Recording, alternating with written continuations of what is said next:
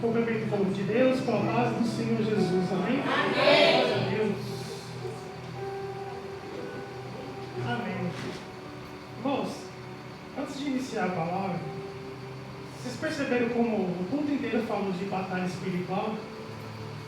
Falou ou não falou? Deus usou a vida aqui, começou já do pastor Marcelo, Deus usou a vida do pastor também, pastor Eduardo, continuou com a bispa, os louvores. Nós precisamos entender, irmãos, que tem coisas na nossa vida que a batalha, ela não é carnal, a batalha é espiritual. Nós precisamos, como igreja, ter esse discernimento de que a batalha é espiritual. E eu já declaro nesta noite, igreja, que toda ferramenta preparada, ela não prosperará sobre a tua casa, sobre a tua família, sobre a igreja do Senhor, em nome de Jesus. Irmãos, e hoje aconteceu algo assim e me fez perceber que quando você está na direção de Deus, a batalha é espiritual. Ter esse discernimento de saber que é espiritual. Aí quando eu cheguei aqui na igreja, eu falei: Senhor, confirma para mim essa palavra. E Deus confirmou essa palavra, pela misericórdia dele. Deus usou a vida aqui do meu pai, da fé, meu pastor Marcelo. E vou estar ministrando a mesma palavra para os irmãos. Vamos lá então abrir Marcos. Marcos capítulo 9. E vai falar justamente sobre batalha espiritual. Marcos capítulo 9, a partir do versículo 14. O pastor, ele trouxe lá em Mateus, que consta essa mesma passagem. Mas aqui também fala de cura, né? Dessa mesma pessoa, desse mesmo menino. Você pode crer que tudo é possível? Sim. Sim ou não? Sim. Para Deus, sim. Para Deus, sim. Você quer que ele está aqui nesta noite? Glória a Deus. Você quer que ele você pode sair diferente de como entrou? Glória a Deus. Independente de como foi o seu dia. Se ligue agora diante do trono. Diante dele agora. Fala: Senhor, eu quero sair daqui saciado da tua palavra. E eis aqui o teu servo para poder ministrar. Amém? Não olhe para mim, mas olhe para a palavra, que ela vai falar conosco nesta noite. Vamos lá então, a partir do 14, vamos ler até o versículo de número 23. Amém? Marcos capítulo 9, capítulo 14 diz assim: E quando se aproximou os discípulos, viu ao redor dele grande multidão, e alguns escribas que disputavam, repitam comigo, disputavam com eles. O 15, igreja. E logo toda a multidão, vendo, ficou desantada, e morrendo para ele, o saudaram. O 16 nos diz: E perguntou aos escribas: Quem é que discute isso com eles? E uma multidão respondendo diz: Mestre, trouxe-te o teu filho, que tem o espírito mudo. E este, onde quer que o apanhe, despedaça-o, e ele o espuma e arranja os dentes, e vai definhando. E eu disse aos teus discípulos que o expulsasse, mas não puderam. E ele respondendo disse: Ó geração incrédula, até quando estarei convosco? Até quando sofrerei ainda? Trazei-o. Glória a Deus. O 20 nos diz: E trouxeram-lhe, e quando ele o viu, logo o Espírito o agitou com violência, e caindo o endemoniado por terra, revolvia-se espumando. E perguntou o pai dele: Quanto tempo há que se sucede isso? E ele disse: Desde a infância. Vamos prestar atenção nesses versículos que ele vai falar muito. No 22 diz: Muitas das vezes o tem lançado no fogo, na água, para o destruir. Mas se tu podes fazer alguma coisa, tem compaixão de nós e ajuda-nos. Jesus disse: Se tu podes crer, tu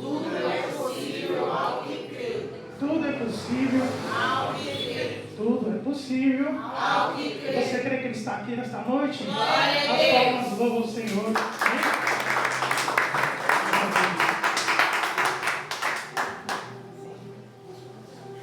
Glória a Deus. Irmãos, quero compartilhar esses minutos que foi me dado. Eu gostaria que a igreja ela prestasse atenção, porque é ministrado, porque quando a palavra é nos dada, ela não é de qualquer maneira. É muito sério isso estar ministrando a palavra do Senhor. E pela misericórdia dele foi confirmado nesta noite. Porque hoje, irmãos, nós temos que trabalhar. Jesus ele pode fazer o possível. Mas como o pastor falou, nós temos que colocar nossa fé em ação também. O contexto aqui é o seguinte. Jesus, ele começa a passar para os discípulos. Ele está lá no Monte da Transfiguração. Ele começa a passar para os discípulos que o caminho que levaria para a crucificação já estava próximo. Então, no Monte da Transfiguração, Jesus estava com quem? Com Pedro, Tiago e João. Lá no monte, onde a aparência de Jesus ela se transforma. Todos os irmãos sabem, lá no início do capítulo, no anterior, e ele se transforma e aparece Moisés e Elias junto dele, amém? Então, diante disso, dessa transfiguração que teve lá, a ordem de Jesus era o seguinte, que não era para revelar para ninguém a glória de Cristo. E por que isso? Porque a expectativa era o quê?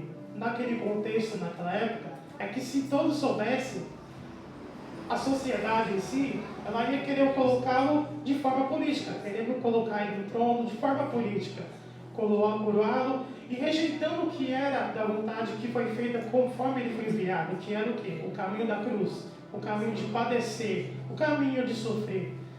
Então eles queriam colocar Jesus numa posição política, vamos dizer assim, o que impediria de rejeitando o caminho da cruz. Então agora, de Cristo só faria sentido completo após o sofrimento, a crucificação e depois a ressurreição. Isso traz para nós, irmãos, que só estava Pedro, Tiago e João naquele monte. Ali foi revelado para poucos. Isso já traz para nós, logo no início, o discernimento do falar. Discernimento do falar por quê? Porque nem toda experiência espiritual que eu tenho, que você passa com Deus, deve ser compartilhada com todo mundo. Porque há momentos de intimidade com Deus. É Deus te chamando só para o secreto e te revelando. É só eu e você, filho. E só vai permitir falar quem eu convier que lhe apraz. Sabe por quê? Deus ele nos chama não para nós nos autos se promover, mas é saber se iniciar. E saber se iniciar é uma maturidade espiritual que nós temos que ter.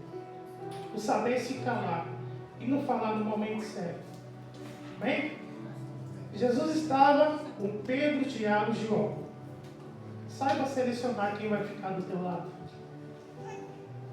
Muitas das vezes não é no meio da multidão, muitas das vezes são poucos, ou muitas das vezes sozinho Deus permite você ficar.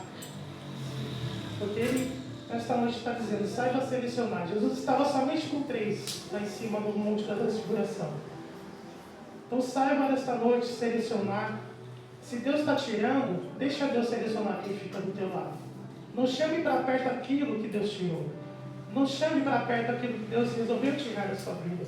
Saiba selecionar quem vai ficar do teu lado.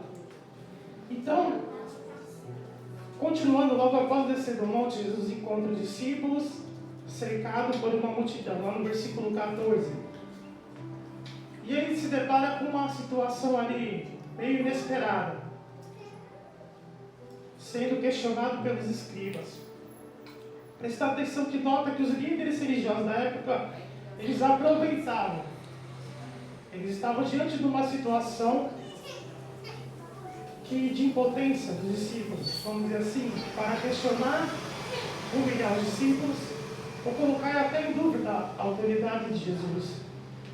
Porque lá no 14 ele diz que ao redor dos discípulos havia o quê? A multidão, os escribas, que disputavam com ele, outra versão vai dizer, discutiam com eles e com os discípulos.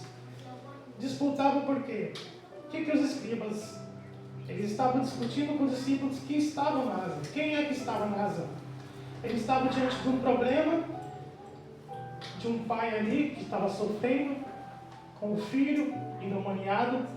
Só que os discípulos não tiveram a autoridade necessária para poder expulsar o demônio que estava naquele menino. E os escribas aproveitaram aquela oportunidade para razoar, para questionar, para falar: você não é discípulo de Jesus? Você não teve capacidade de expulsar o que tinha nesse menino? Então eles aproveitaram essa oportunidade. E uma coisa, igreja, eles estavam discutindo. E uma coisa já trazendo para nós, igreja do Senhor. Porque quem entende o seu chamado não disputa com os outros.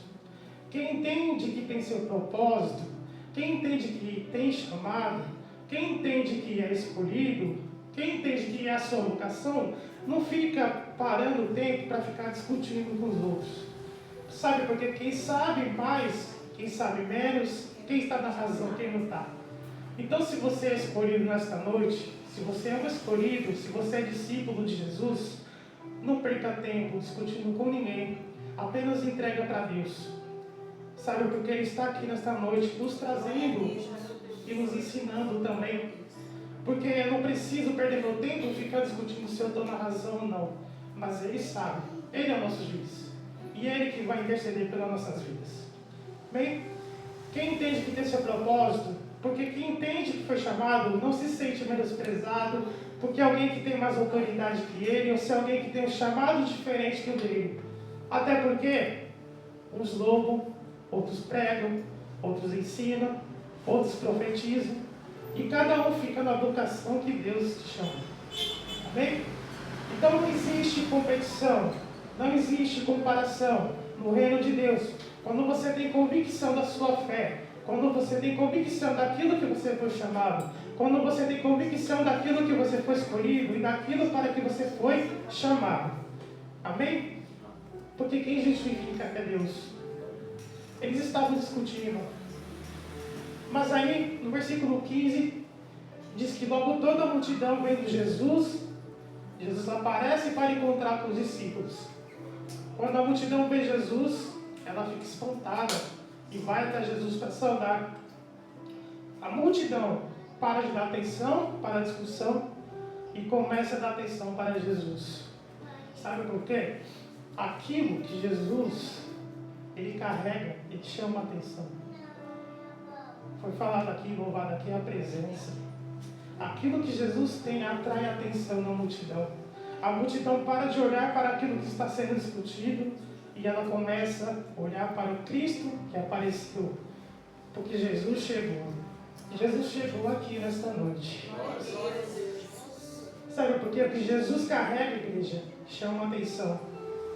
Jesus carrega algo que chama atenção. Jesus carrega algo que para uma discussão. Jesus carrega algo que as pessoas vão olhar para Ele. As pessoas vão olhar para você.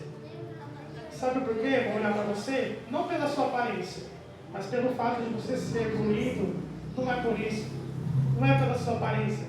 Você vai chamar atenção em certos lugares. Sabe por quê? Você carrega a presença de Deus. Glória a Deus. É porque você carrega Jesus por dentro. Não é o que você tem por fora, mas é o que você tem por dentro. A essência de Cristo. Não é no ambiente que você pisa, você faz a diferença. Você tem que fazer a diferença. Você tem que fazer a diferença. Você tem que ser independente da situação. Você tem que ser luz para as trevas. Não se trata por aquilo que está por fora, mas aquilo que está por dentro. Jesus chega. E quando ele chega nessa discussão, começa a perguntar para os discípulos e para os escribas. E pergunta aos escribas: o que é que vocês estão discutindo? Jesus pergunta: qual é o problema? Enquanto a multidão estava ali reunida, discutindo quem está certo, quem está errado, quem falou, quem não falou, Jesus ele vai direto ao ponto. Qual é o problema? Jesus vai focar na solução. Ele não vai parar para ouvir quem é escriba, quem é discípulo, quem é que está na razão, não. Ele vai chegar direto no foco. Qual é o problema? E ele está aqui, a solução está aqui nesta noite. E ele pergunta, sabe por quê? Quem discute não resolve problema. Quem passa o tempo inteiro remoendo situações, coisa que não resolve é o problema. Tem gente que foca na discussão, tem gente que foca no questionamento. Isso acaba gerando desgaste tão grande, que não chega a lugar nenhum. Mas Jesus chega. E quando ele chega, ele pergunta: qual é o problema? Glória a Deus. Aleluia. Ele pergunta: qual é o problema? Precisamos resolver isso. Sabe por quê? Onde você passa, você tem que transmitir a paz. Jesus, ele nos ensina na palavra dele que bem-aventurados são os pacificadores. Feliz é aquele que transmite a paz e não a contenda, a briga. Por onde você passa, nós temos que levar a paz. Ele mesmo fala que eu vos dou a minha paz. Glória a Deus. Então não perca tempo alimentando a ira. Daí em Provérbios diz que seja sábio, use uma palavra que transmite paz. E se não for transmitir paz, é melhor ficar quieto. Porque nós somos, podem falar, eu não sou Jesus. Não é, mas nós temos que ser imitadores de Cristo. Nós temos que ser imitadores dele. Glória a Deus. Então, enquanto está tendo discussão, ali tem um pai sofrendo ali também.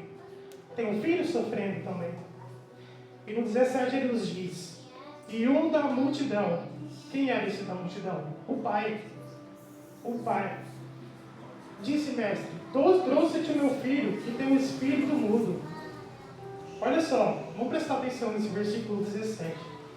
Mestre, trouxe-te o meu filho que tem um espírito mudo. O discernimento desse pai: eu apresentei para os discípulos o meu filho que tem um espírito mudo. O pai tem discernimento que essa deficiência do filho é provocada por um espírito maligno. Vocês prestaram atenção?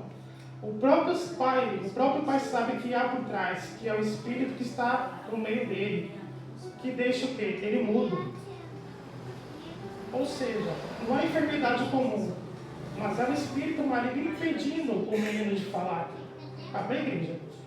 Sabe por quê? Na Bíblia, segundo os estudos, glória a Deus, existem 3 tipos de doença. Segundo a teologia, nós entendemos que existem doenças naturais.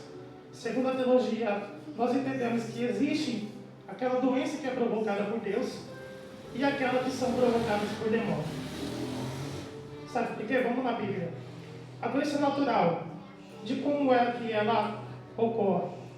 Vamos supor, um exemplo, quem consome muito sal, provavelmente vai ter o quê? Lá no fundo, pressão alta. Quem consome açúcar? Diabetes. Bem? Só que, olha só, consumo de açúcar pode ocasionar diabetes. Você colhe aquilo que você plantou o quê? Na juventude. Agora está tudo bem, tudo ótimo, né? Mas lá na frente, que a consequência vai aparecer. Segundo item, doenças que são provocadas por demônios. Doenças provocadas por espírito maligno com a intenção de tirar a qualidade de vida da pessoa, com a intenção justamente de destruir a pessoa. O ladrão não vem senão para matar, roubar e destruir. Esse pai aqui, ele tem consciência que o fato do filho não falar não é uma deficiência natural, mas é espiritual. Não é algo hereditário, passando de pai para filho, de filho para pai. Não é. É algo espiritual aqui. Não é do avô, não é do bisavô. O pai diz: há um espírito mudo. O pai tem consciência que o filho tem demônios. E esse tipo de demônio que atua no jovem é o que impede ele de falar. Tem demônios que impedem você de falar, tem demônios que querem segurar sua boca, te travar, te fazer uma pessoa introspectiva, ou seja, aquela pessoa que fica recuada, que não pode estar no meio público, tem muitas das vezes até síndromes de pânico, não pode estar envolvido com pessoas, uma pessoa introspectiva, que tem medo de se relacionar com o próximo. Um pouquinho de psicologia que Deus permitiu estar estudando, e a psicologia, ela faz o quê? Quando ela vai atender uma pessoa, a psicologia manda chamar de você ser curado, ou seja, médico terreno, porque dentro de um processo de terapia, tem a oportunidade do quê? De você falar. certo? Quando você fala, você tem a possibilidade de passar pelo processo de cura, quando você põe para fora. Mas quando você se cala, quando você guarda, quando você não fala, quando você não diz nada, tudo aquilo que você guarda, você carrega para dentro da sua alma. E futuramente esses rancores na alma, essas mágoas da alma, essas tristezas que você tem, elas vão repercutir em doenças. Depressão, justamente. Foi até o que eu marquei aqui, pastor. Isso daí é um processo, isso é comprovado, gente. É comprovado pelos cientistas.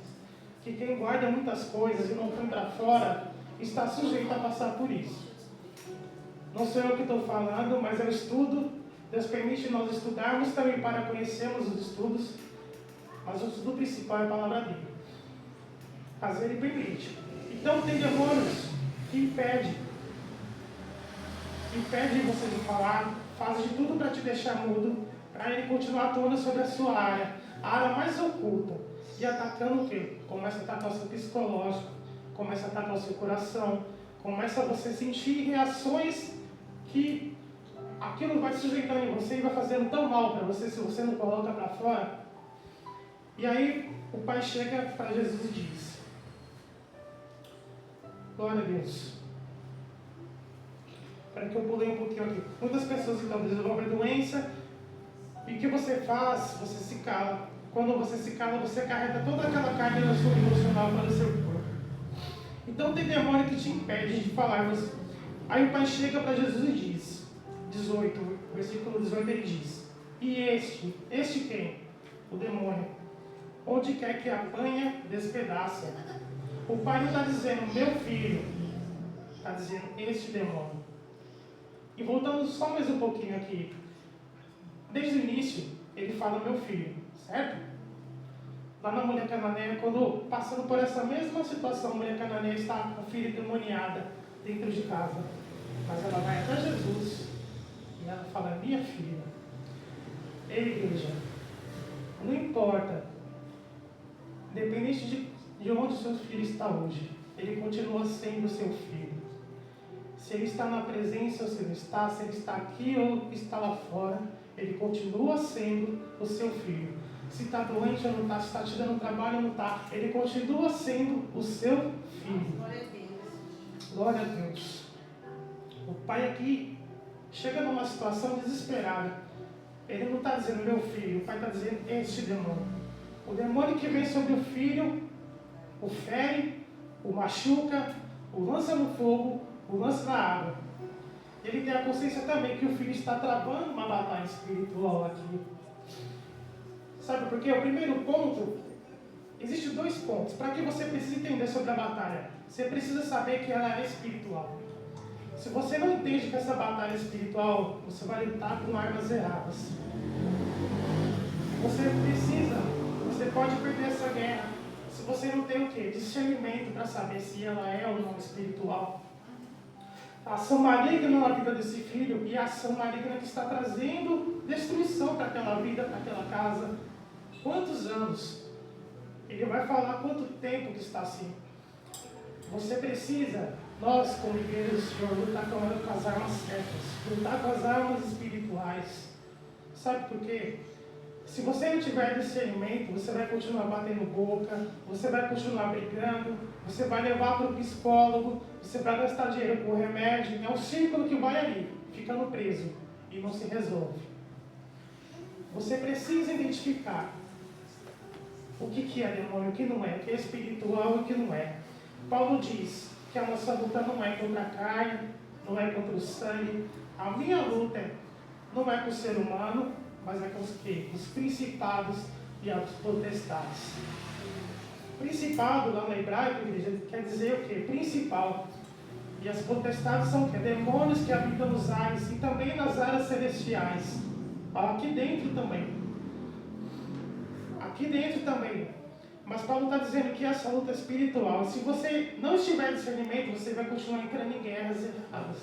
Trazendo para si guerras erradas. E o conselho, igreja do Senhor, que Deus está falando, sai do meio de discussão, sai do meio de briga, sai do meio de bate-boca, entra no teu quarto, fecha a porta, E com a autoridade que Deus está te dando hoje, você vai declarar que toda a opressão do maligno que tem atormentado a sua casa, que tem atormentado você, que tem atormentado a sua família, tem atormentado o teu casamento, tem atacado a sua saúde, tem atacado a tua enfermidade, pode bater em retirada, porque aqui não é lugar para você. Pode pegar toda essa bagagem espiritual, esses demônios, porque o mais valente, que é Jesus, ele chegou aqui nesta noite. Sabe por quê? O mais valente é Ele que governa a sua casa, é Ele que governa a sua família, é Ele que governa a minha vida, é Ele que governa o meu casamento, é Ele que governa a vida dos meus filhos, porque o mais valente chegou aqui nesta noite. Aleluia! Guerra é espiritual, gente. É espiritual. E os discípulos não conseguiram expulsar o demônio, o espírito que estava nele. E aí Jesus vai chegar e já vai repreender eles. Ó geração incrédula, até quando vocês sofrereis ainda? Vocês são meus discípulos e não conseguiram expulsar. Não adianta estar sendo como discípulo, tem que ter autoridade. Tem que ter autoridade. Andar com Jesus e não ter autoridade. E olha que interessante, lá em Marcos 6, 7, quando ele chama os discípulos e convoca, ele diz claramente, chamou assim os 12 e começou a enviá-los. E deu-lhes o quê? Poder sobre espíritos imundos. Deus deu autoridade, Jesus deu autoridade para eles. Só que o que você não acontece? Dá uma batalha espiritual, você vai ligar 3 horas da manhã, vai falar, bispo, expulsa aqui. Não é assim? Não. Qual é a autoridade que Deus te deu nesta noite? Jesus está te dando autoridade nesta noite. Essa batalha espiritual, você tem que entrar na sua casa e declarar, essa casa aqui tem novo governador, que é Jesus. E pelo sangue de Jesus, eu te repreendo nesta noite. Saia em nome de Jesus. Porque o inimigo ele perde, ele fica tentando, mas ele sabe que ele é perdedor, gente. Ele é perdedor. Então, algo que acontece, você tem que ir na autoridade de nome de Jesus. Não é no seu nome, é no nome de Jesus. Você não tem que ter medo do que aparece na tua frente. O inimigo vai tentar te intimidar. Vai vir com carro, vai vir com lança, mas você vai com o nome do Senhor dos Exércitos. Aleluia. Saia em nome de Jesus.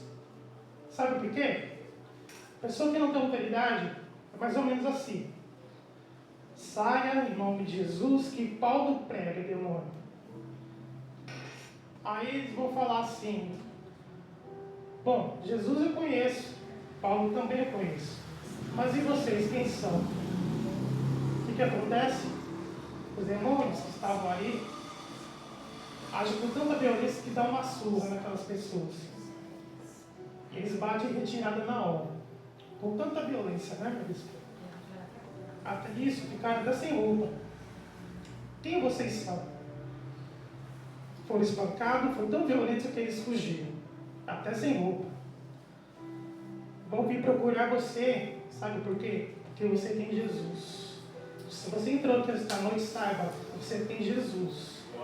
E se você tiver somente Ele e a palavra dele, você se considere bem-aventurados. Porque uns confiam em casas, outros em cavalos, mas nós fazemos menção do nome do Senhor. Aleluia, Jesus. Glória a Deus. O inimigo ele quer isso, igreja. Mostra para nós. A ausência de fé causa sofrimento. A falta de fé faz você perder esperança. A falta de fé faz você entrar em desespero, achar que tudo acabou, que teu filho não tem mais solução. O inimigo quer isso. É isso que ele quer que você pense. Não tem mais jeito.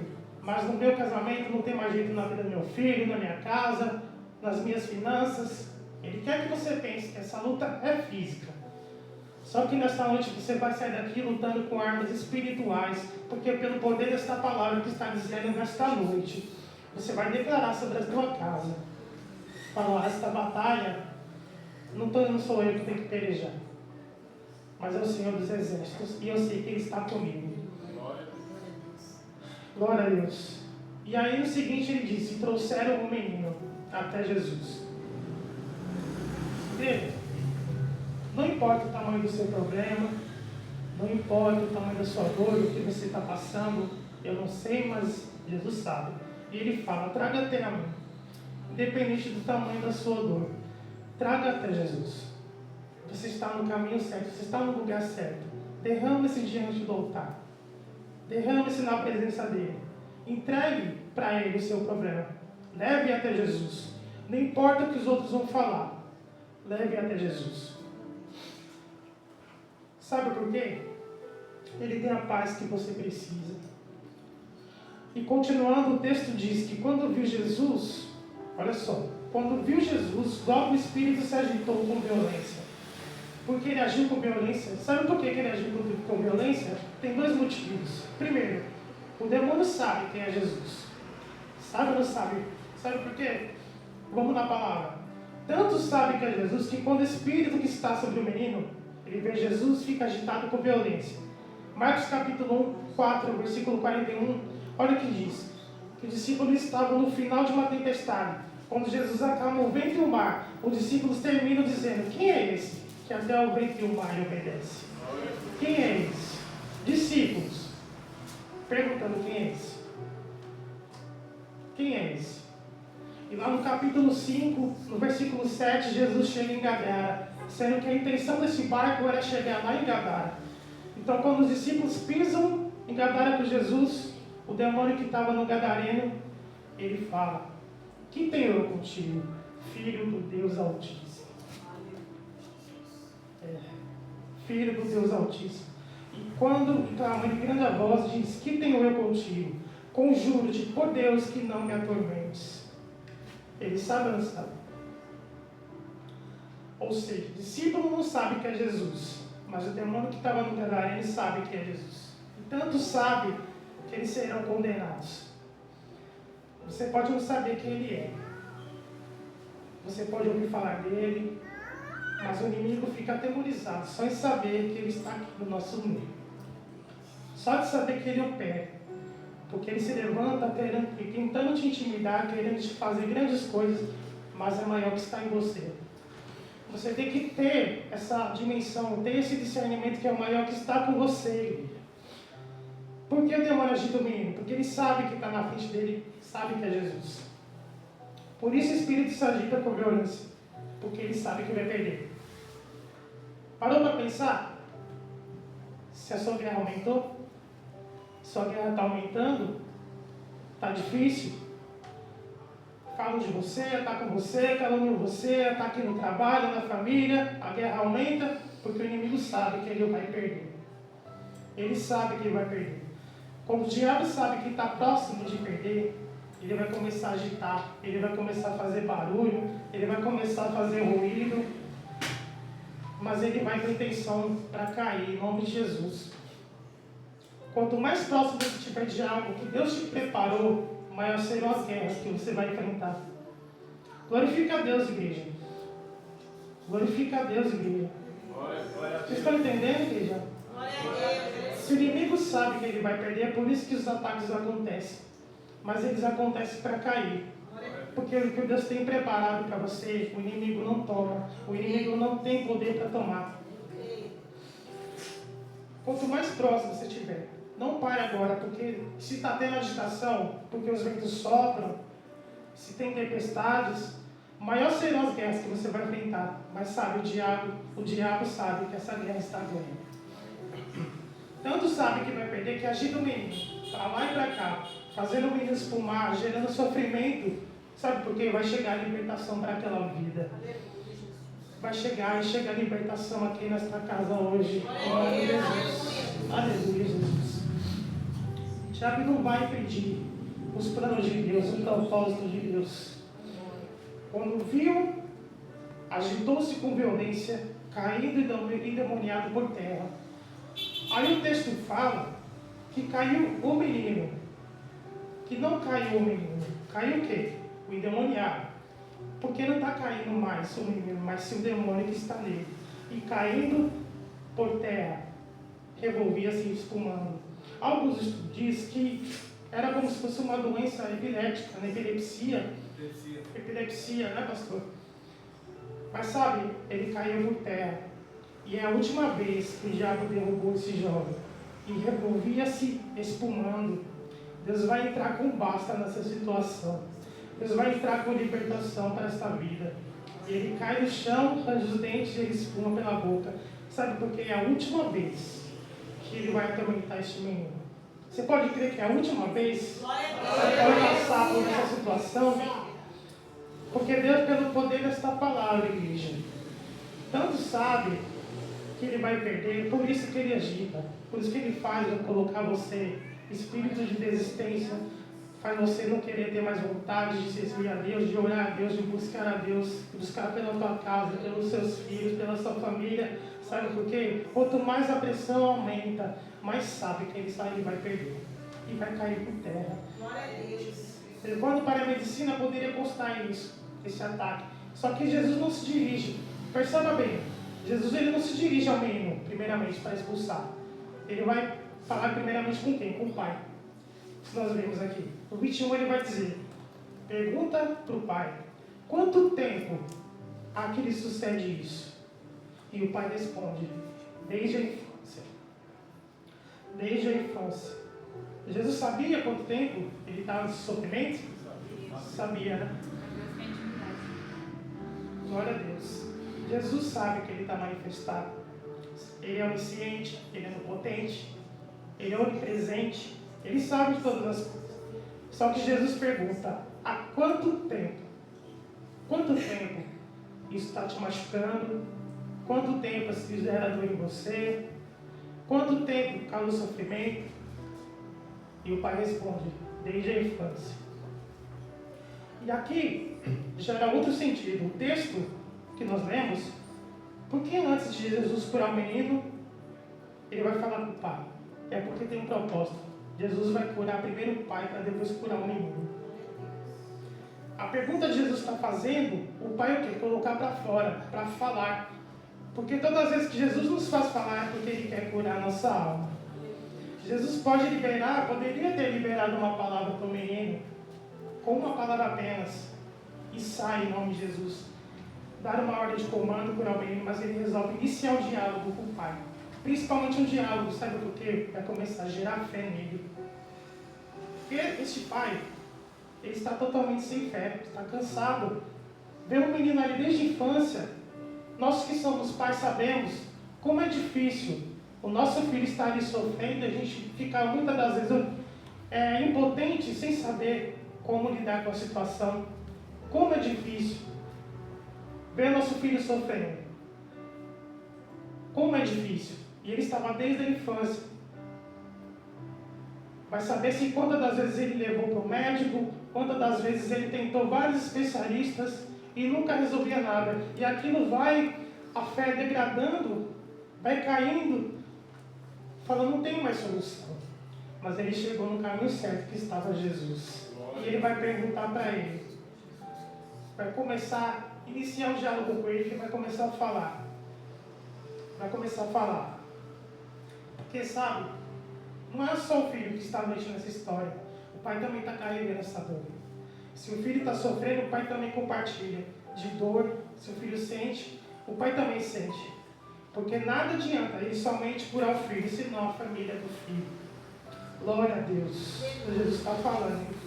Glória a Deus. Então a pergunta de Jesus é para tratamento do pai. Quanto tempo isso está assim? Quanto tempo isso te machuca? Quanto tempo isso te fere? Quanto tempo isso dói? Quanto tempo você está arrebentado por dentro? Quantas das vezes Deus vê você se arrastando para a casa dele? Quanto tempo ele te vê e ele está te vendo aqui nesta noite? Aleluia. Fala para ele, quanto tempo isso te machuca? Fala para ele. Jesus sabe de tudo, mas ele quer que você fale. Porque quando você fala, você coloca para fora aquilo que te fere, aquilo que te machuca e aquilo que te incomoda. Quanto tempo isso está sendo? E o pai diz, desde a infância. Isso mostra o que para nós, gente? Tem situações, tem feridas que carregamos desde a infância. Somos rejeitados. somos rejeitados, temos traumas, temos abandonos. Deus sabe quanto tempo te fere. Deus sabe quanto tempo isso machuca. Você sabe. Porque Jesus faz o Pai falar, porque Ele está interessado em curar o Pai. Ele coloca para fora, porque eu não vim curar. Eu vim libertar só o teu filho, eu vim curar você também. Aleluia. E no mais adiante, só para ir correndo pelo horário. E aí no 22 ele diz: muitas das vezes, desde a infância, tem lançado o menino no fogo, desde a infância tem lançado o menino na água. Com a intenção o quê? De destruir. 22 ele vai dizer. O Pai está sendo muito claro aqui em dizer para nós que o espírito que está sobre o menino tenta de várias formas lançar ele para o suicídio. Muitas das vezes lança no fogo, muitas das vezes lança na água. Muitas das vezes lança no fogo e muitas das vezes lança na água. Com a intenção de destruir. Se dependesse, igreja, do maligno, esse menino já estava morto. Parou para pensar? Se dependesse dele, ele não saía do hospital. Se dependesse dele, ele não conseguia viver. Uma hora joga no fogo, outra hora joga na água. Deus permite ele ser lançado. Mas o fogo não deixa queimar. Aleluia, Jesus. Deus permite ser lançado na água, mas não deixa as águas afogarem. Deus permite o acidente acontecer, mas Deus não deixa o acidente te matar. Deus permite o espírito que está no menino lançar o menino sobre as águas, mas as águas não deixam o menino se afogar. O Deus que permite o espírito que está no menino lançar o garoto sobre o fogo, mas não deixa o garoto se queimar. O Deus que permite lançar esse garoto para a tragédia, para a morte, mas ele não morre. Não há tragédia, não há destruição, porque Deus tem um propósito nessa vida. Aleluia, Jesus. Sabe por quê? Quem determina se tem fim ou não, a sua vida é Deus. A fúria dele é tão grande. Você acha que não acha que desde a infância ele queria fazer isso com a sua vida? Te lançar no precipício? Te lançar no vício? Te lançar em situações que você não consegue sair? Você não acha, mas ele consegue, porque Deus não vai deixar. A mão de Deus, ela te protege. A mão de Deus te guarda. A mão de Deus te livra. A mão de Deus tira você das tragédias. Uma hora você acha que está no fogo e o fogo não te queima, mas Deus está guardando você. Uma hora você está na água, mas você não se afoga. Uma hora você acha que o fogo vai te destruir. Uma hora você acha que as águas elas vão te afogar, mas Ele não consegue te afogar. Uma hora você acha que vai ser destruído, mas a mão de Deus te guarda, ela te protege. Você está debaixo das mãos do Onipotente nesta noite. Satanás ele se levanta para cair. É Ele que te cobre, é Ele que te sustenta. Ele envia os teus anjos ao nosso favor para guardar em todos os nossos caminhos. E aí chega no ápice dessa pergunta. No 23 ele diz: se tu podes crer, Deus sempre pode. Ele pode curar. É como se ele chegasse para o Pai e falasse: Senhor, você pode expulsar? Fala, expulso. Você pode curar? Curo. Você pode libertar? Liberto. Mas e você? Você crê? Ei, igreja, você crê? Amém. É engraçado, então Jesus é tão maravilhoso que ele rebate com a mesma pergunta: se eu posso? E ele diz: tudo é possível para aquele que crê. Glória a Deus. A sua situação não pode impedir de você crer. O teu passado não pode impedir de você crer. As derrotas que você passou não pode impedir de você de crer. Suas dificuldades não podem impedir de você de crer. Sabe por quê? Nada é impossível para aquele que crê. Aleluia. Igual o pai do menino, chamando com lágrimas, disse: Senhor, eu creio, mas ajuda na minha incredulidade. O pai abrindo o coração ali, sendo sincero para Jesus. Ele está frustrado, ela está carregando uma dor desde a infância, levou para os discípulos, não resolveu. Então Jesus está tratando a fé dele. A luta, o processo com o filho, o ciclo de quê? De frustrações, me impedirão de vir. Então, creio, Senhor, mas ajuda aqui dentro. Ajuda na minha incredulidade. Jesus, Ele ama. Tem uma coisa que Jesus ama, é a nossa sinceridade perante a Ele. Já parou, já teve experiências para saber, mesmo chegando com aquela fé pequena, Jesus ele vê o tamanho da sua fé. E ele ama a sinceridade. Ele falou, Senhor, trabalha aqui dentro, eu não tenho fé. Minha fé está acabando, trabalha aqui dentro. Porque Jesus, no 25 ele diz, porque Jesus vendo que a multidão concorria, repreendeu o espírito imundo, dizendo, espírito mudo e surdo, eu te ordeno, sai dele. Sai dele. Espírito mudo, eu te ordeno, sai dele e não entre mais. Esse problema nunca mais vai se repetir. E lá no 26 ele diz, o texto diz que o menino ficou como morto. Nós vemos aqui, ele estava como morto. Ele parece que está morto. No texto diz para nós, mas ele não está morto. Ele parece que está. Sabe por quê? Não está morto. Alguém está olhando e está dizendo que está morto, mas Jesus sabe que está vivo. Alguém olha para você, alguém olha para a sua história, pode dizer que já era, daí não vai sair nada, de nada vai sair, já morreu, já acabou, os homens estão sepultando. Só que Jesus, ele pega pela mão, levanta e ergue o menino. As pessoas matam aquilo que está vivo, mas Jesus levanta aquilo que está morto. Aleluia. Vou repetir isso aqui. Vocês estão entendendo, igreja? As pessoas matam aquilo que está vivo, mas Jesus levanta aquilo que está morto. Jesus chegou aqui hoje para levantar aquilo que está morto na sua casa. Jesus levantou aquilo que está morto para te trazer vida. Vida em abundância. Porque tudo é possível para aquele que crê. Porque a última palavra não vem do Satanás, não vem do inimigo, não vem do opressor. A última palavra vem de Deus. Glória a Deus. Nesta noite, declara na sua casa que o governador, o mais valente, se por acaso ele saiu, ele está voltando com você nesta noite. E declara a paz sobre a sua casa.